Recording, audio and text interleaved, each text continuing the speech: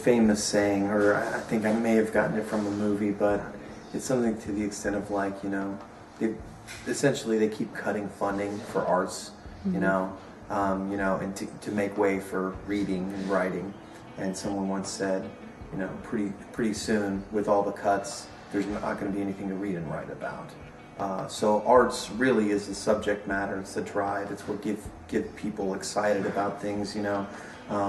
If everything was cookie cutter and very fabricated, or very machined and manufactured out with everything, individuality wouldn't happen, self-expression wouldn't happen, individual creativity just would flounder, and we'd all become, mindless robots. Well, my artwork is interactive, so I want to engage the viewer. I want to give them the opportunity to make art or have an art experience, and teaching is the same thing. I'm giving people the opportunity to experience art. Always, you have an inquisitive mind, and you continually come up with questions and seek answers. I mean, the whole process of making art is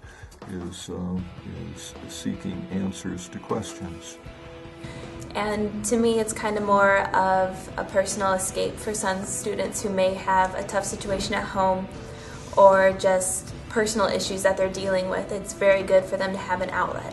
Some people like to write, and that's great, but I think they should also be offered arts and to draw and to paint and all those types of things. I feel like it's beneficial. I think that it's really important for someone to have a good, strong creative side, because if you're doing something technical, you have to know how to think outside of the box to do something with the information that you've learned, not just apply it. So I think creativity is a really important thing to have in education, and I think that art is probably the best way to boost creativity and get people thinking in that mindset.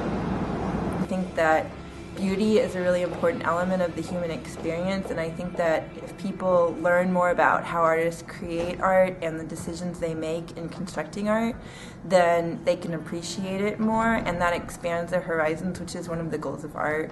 Understanding other people's positions, understanding more about the world around you, and just gaining appreciation for the beauty around you, whether it's in visual art or if it's just in the natural world.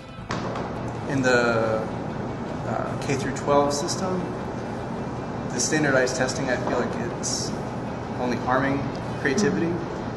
It's causing us to teach for the test and just to drill to kill, and I'm thoroughly against that. I feel like we can teach the same things and they can actually be better by having a creative source for them to work from. On it. But with art, you throw all those boundaries out the window, right?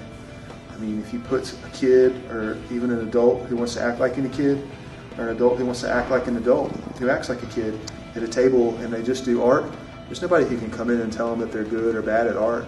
It's like you said, they get enjoyment out of it and they're passionate about it, so they get to learn to do self-expression. They get to learn to create their own boundaries, and that can be a pretty liberating sense of agency for children to develop, is that I'm no longer judged by what society says the limits and the boundaries are, so I can make up my own boundaries and rules. You can teach kids that at an early age. I think they turn into, dare I say, better adults. Arts is in every kind of business that there is, it just depends on to what extent, so I'd say without art, without that creativity, everything would just kind of collapse and fall apart, and we would just live very mindless, boring lives.